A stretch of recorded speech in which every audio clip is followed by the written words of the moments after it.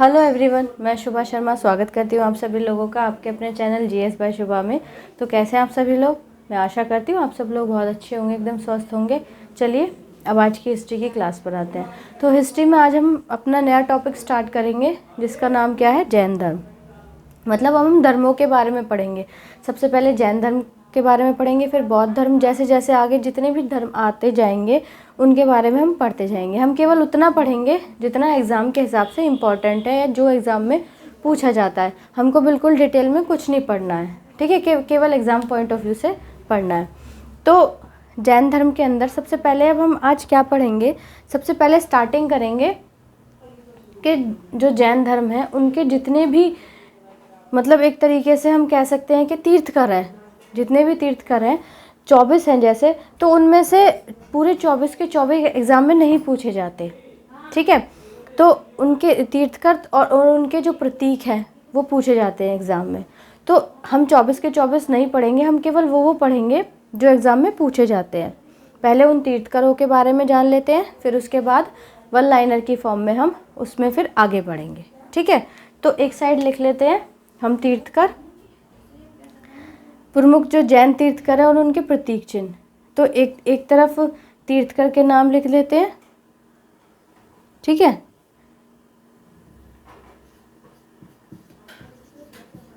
तीर्थकर के नाम और इस तरफ उनके प्रतीक चिन्ह लिख लेंगे। इस तरफ क्या लिख लेंगे? उनके प्रतीक चिन्ह।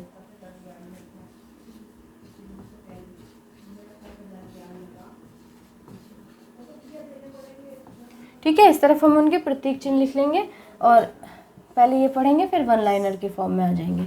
तो सबसे पहले जो तीर्थकर थे वो कौन थे? ऋषभदेव, प्रथम तीर्थकर, ठीक है? कौन थे सबसे पहले तीर्थकर? ऋषभदेव, ये प्रथम थे। साथ में लिखती चलूंगी। इनका प्रतीक चिन्ह क्या था? सांड। इनका प्रतीक चिन्ह था सांड, ओके। फिर दूसरे नंबर पर कौन से तीर्थकर आते हैं? अजितनाथ। कौन आते हैं? अजितनाथ।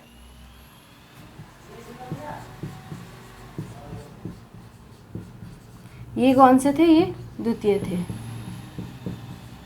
एक मिनट,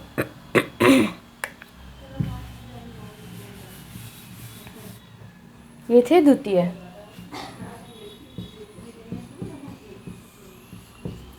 इनका जो प्रतीक चिन्ह था वो क्या था? वो था हाथी।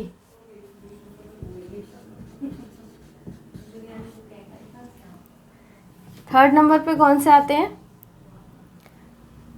तीसरे तीर्थकर आते हैं, संभव नाम था उनका।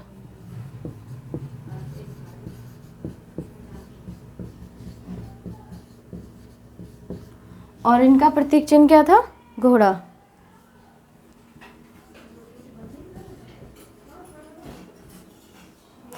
फोर्थ नंबर पर आते हैं कौन से नंबर के तीर्थकर? 7वें नंबर पे। तो 7वें नंबर के जो तीर्थकर हैं उनका नाम क्या है? संपार्श्व। क्या है? संपार्श्व।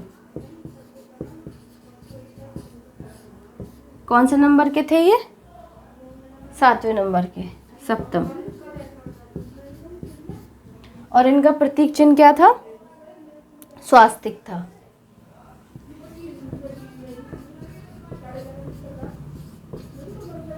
क्या था इनका प्रतीक चिन्ह? स्वास्तिक, ठीक है। फिर आते हैं 16वें नंबर के, हम नंबर 5 डालेंगे। 5th नंबर पर आते हैं 16वें नंबर के, ठीक है। हम केवल वो पढ़ेंगे जो एग्जाम में पूछे जाते हैं। शांति। क्या नाम था उनका? उनका नाम था शांति। कौन से नंबर के थे? 16वें नंबर के।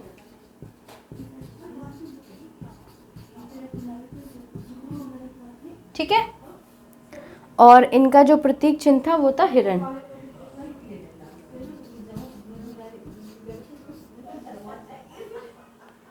छठे नंबर पर कौन से आते हैं तीर्थकर? अरनाथ। 18वें नंबर के थे ये।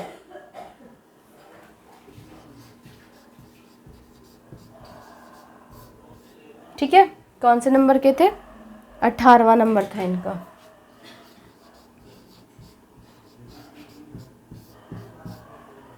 और इनका जो प्रतीक चिन्ह था वो क्या था? वो था मीन। मीन बोलते हैं मछली को। क्या प्रतीक चिन्ह था इनका?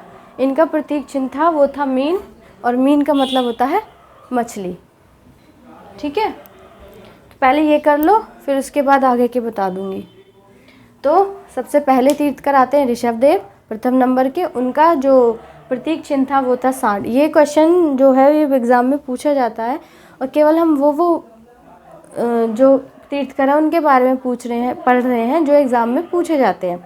अब कोई भी प्रीवियस ईयर का क्वेश्चन पेपर उठा के देख लो, केवल जो नाम मैं लिखवा रही हूँ यही पूछे जाते हैं घुमा फिरा कर। इनके अलावा जो और हैं वो नहीं पूछे जाते। लिखवाने के लिए 24 के 24 लिखवा दो, पर उनसे कुछ फ़ायदा नहीं है। हमको केवल वो पढ़ना है जो एग्ज़ाम में आता है।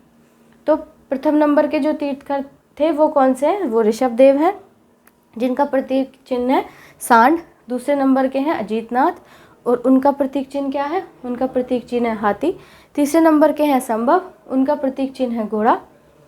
फिर 7वें नंबर के आते हैं, तीसरे से फिर डायरेक्ट 7वें नंबर के पे आते हैं, तो संपार्श्व है उनका नाम, और उनका प्रतीक चिन्ह क्या है? स्वास्तिक। तो आपको पता है ना, स्वास्तिक जब पूजा वगैरह होती है हिंदू धर्म में तो स्वास्तिक का साइन कैसा होता है वो आपको पता होगा। तो इनका प्रतीक चिन्ह वो है। फिर आते हैं 7वें के बाद 16वें नंबर के तीर्थकर पर, जिनका नाम क्या है? शांति, और उनका जो प्रतीक चिन्ह था वो था हिरण। ठीक है, फिर आगे आते हैं अरनाथ। तो अरनाथ थे 18वें नंबर के तीर्थकर, जिनका प्रतीक चिन्ह था मीन। मीन बोलते हैं हम मछली को। ठीक है, तो आई होप इतनी बात आपको क्लियर हो गई होगी। चलिए आगे जानते हैं।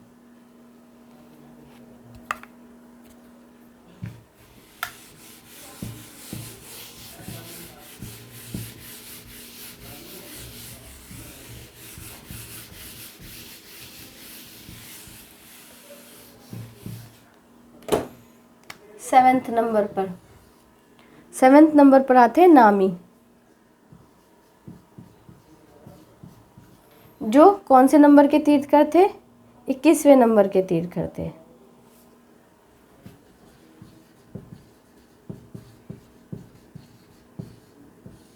और जिनका प्रतीक चिन्ह क्या था? नीलकमल था। क्या था? नीलकमल।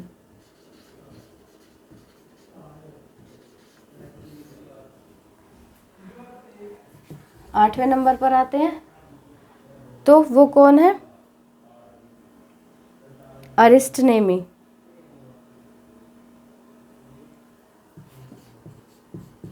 अरिस्टनेमी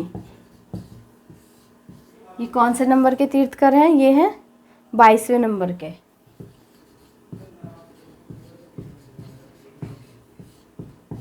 बाईसवें नंबर के तीर्थकर है, और इनका प्रतीक चिन्ह है शंख। क्या है? शंख है इनका प्रतीक चिन्ह। नंबर 9 पर आते हैं। 9 पर है पार्श्व। कौन है पार्श्व? ये कौन से नंबर के हैं? 23वें नंबर के हैं। ठीक है, और इनका जो प्रतीक चिन्ह है वो है सर्प। सर्प मतलब सांप। और 10वें नंबर पर आते हैं 24वें नंबर के तीर्थकर, जिनको हम महावीर स्वामी के नाम से जानते हैं, या महावीर भी कह सकते हैं। ये कौन से नंबर के तीर्थकर हैं? ये हैं 24वें नंबर के।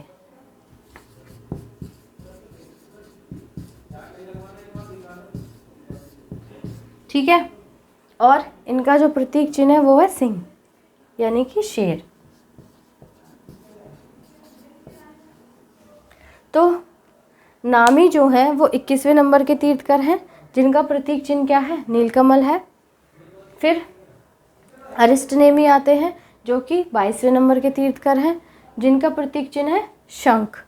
फिर आते हैं पार्श्व 23वें नंबर के तीर्थकर, जिनका जो प्रतीक चिन्ह है वो है सर्प। और फिर आते हैं महावीर स्वामी, जो 24वें नंबर के हैं, जिनका प्रतीक चिन्ह है सिंह। तो जो महावीर स्वामी हैं, इनसे सबसे ज़्यादा क्वेश्चन पूछे जाते हैं। इनसे रिलेटेड जो भी क्वेश्चन हैं ज़्यादातर जो जैन धर्म से, सब इनसे रिलेटेड ही ज़्यादा से ज़्यादा पूछे जाते हैं। अब हमको 24 न याद करके केवल ये 10 नाम ही याद करने हैं, केवल इन 10 नामों के बारे में ही हमको जानना है, केवल ये 10 नाम ही हमको पढ़ने हैं। ठीक है, अब जो एग्ज़ाम में पूछा जाता है वन लाइनर की फॉर्म में, अब हम वो करेंगे। सबसे पहले हमने सारे तीर्थकरों के बारे में पढ़ लिया, जैन धर्म से रिलेटेड जितने भी तीर्थकर एग्ज़ाम में पूछे जाते हैं। वैसे तो सबको मैंने बता ही दिया है कि जो जैन धर्म है उसमें 24 तीर्थकर हुए थे।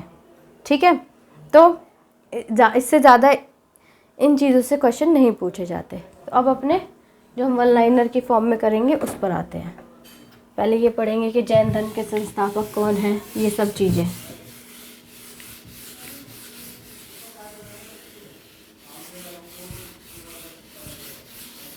सबसे पहले क्या आता है, जैन धर्म के संस्थापक और प्रथम तीर्थकर ऋषभदेव थे।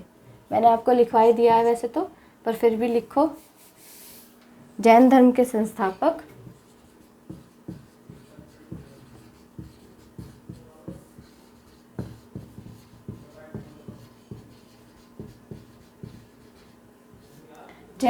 संस्थापक और या एवं प्रथम तीर्थकर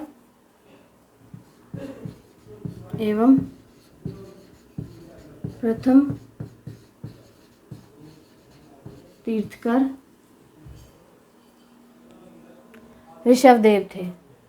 कौन थे? ऋषभदेव।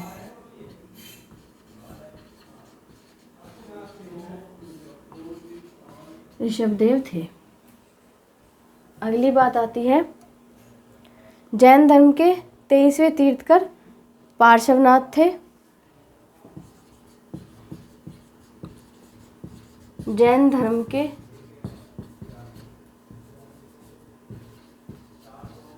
23वें तीर्थकर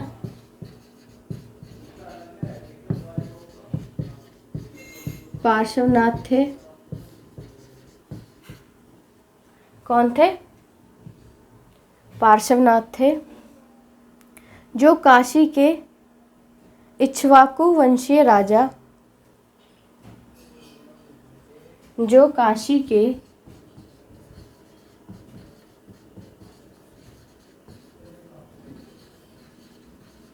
इक्ष्वाकु वंशीय राजा जो काशी के इक्ष्वाकु वंशीय राजा अश्वसेन के पुत्र थे। अश्वसेन के पुत्र थे। इन्होंने 30 वर्ष की अवस्था में संन्यास जीवन को स्वीकारा। इन्होंने 30 वर्ष की अवस्था में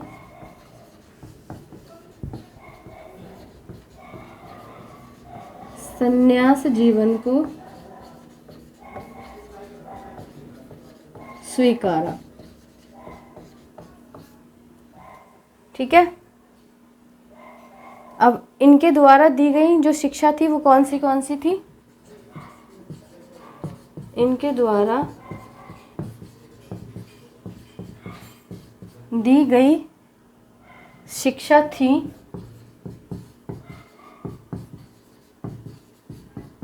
नंबर 1, हिंसा न करना।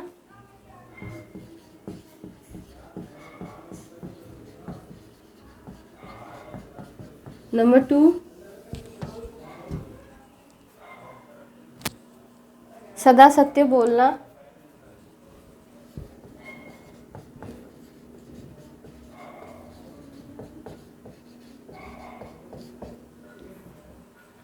नंबर 3, चोरी न करना।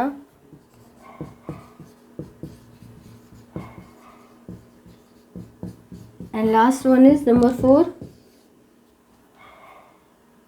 संपत्ति न रखना।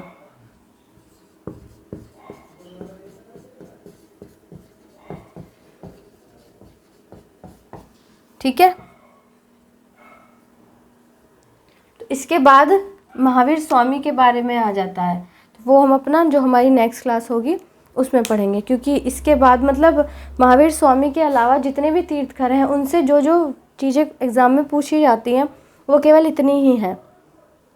इसके बाद महावीर स्वामी से या फिर उनकी जो संगतियाँ जो हुई थी, प्रथम जैन संगति कब हुई, क्या हुई, किस मतलब कौन से राजा से क्या रिलेटेड है, वो हम बाद में पढ़ेंगे। मतलब अब इसके बाद हम महावीर स्वामी के बारे में पढ़ेंगे।